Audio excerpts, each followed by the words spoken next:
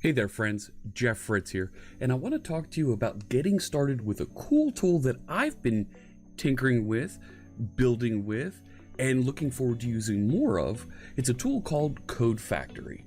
Now, CodeFactory is an extension for Visual Studio 2019 that you can install and use to help make your development experience a little bit better when you need to refactor code, write new code, migrate code, whatever it is that you might have to do on a repetitive basis. You can build templates and implement that will make your experience a little bit better inside of Visual Studio. Now, how do you install CodeFactory? How do you get started with this? And there's this concept of templates compared to actually running the runtime for CodeFactory. How do I use that? How does this all fit together? Well, in this video, I want to take just a few minutes and show you how you get started, have your license configured for the CodeFactory runtime, and start using some pre-compiled templates for you in Visual Studio. Let's head over to the code and take a look. Here I am inside of Visual Studio 2019, and I want to get started using CodeFactory.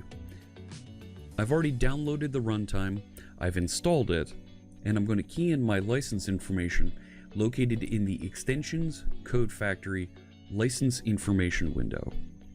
After you've keyed in your license information that was emailed to you and you confirm it, this dialog will show you information about the email address that it was sent to, the identification for you, and when your license will expire. My next question is, I want to start using some CodeFactory templates. Some friends, some colleagues have shared some CFX files with me, and I want to add those templates, those commands, into my project so that I can start working with them. How do I do that? You can't just right-click on a project and add them in.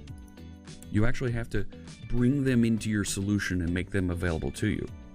What we need to do is we need to close the solution. We need to get Visual Studio into a clean state here.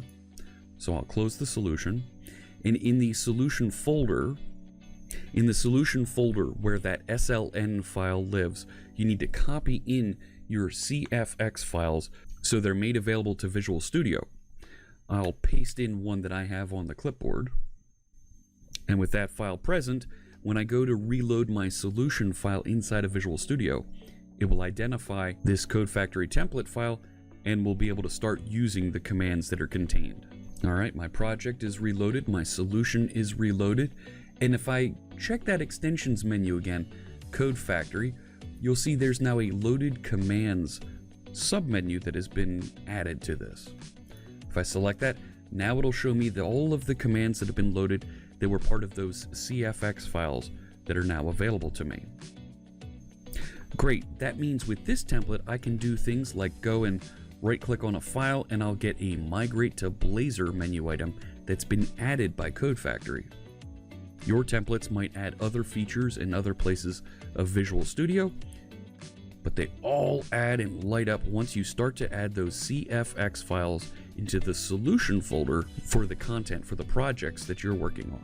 That was real easy to see how we configure our license, put our CFX file in our solution folder, and our projects get better.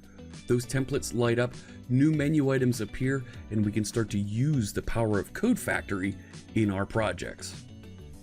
Alright friends, hope you stick around for my next video where I'm going to show you how to build your first template, your first CFX file with CodeFactory.